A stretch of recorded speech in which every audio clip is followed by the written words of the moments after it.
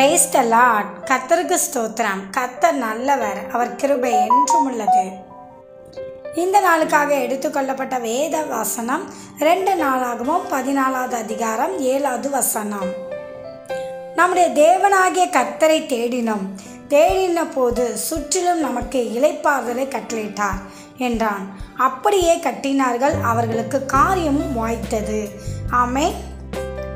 இதை பார்த்து கொண்டிருக்கிற பிரியமான சகோதர சகோதரிகளே, ஆசா ராஜா காலத்தில் கர்த்தரை அனுதினமும் தேடினார்கள்.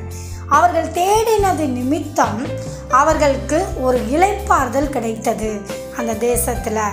அது மட்டும் இல்லாமல் அவங்க செய்கிற காரியங்களையும் கர்த்தர் வாய்க்க பண்ணினார்.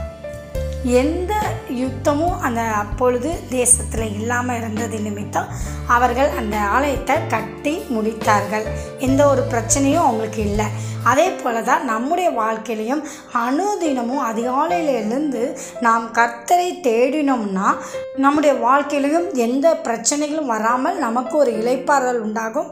அது மட்டும் இல்லாமல் நாம் செய்கிற காரியங்களை கர்த்தர் வாய்க்க பண்ணுவார். ஆமென். தேவன் தாமே உங்களை ஆசீர்வதிப்பாராக.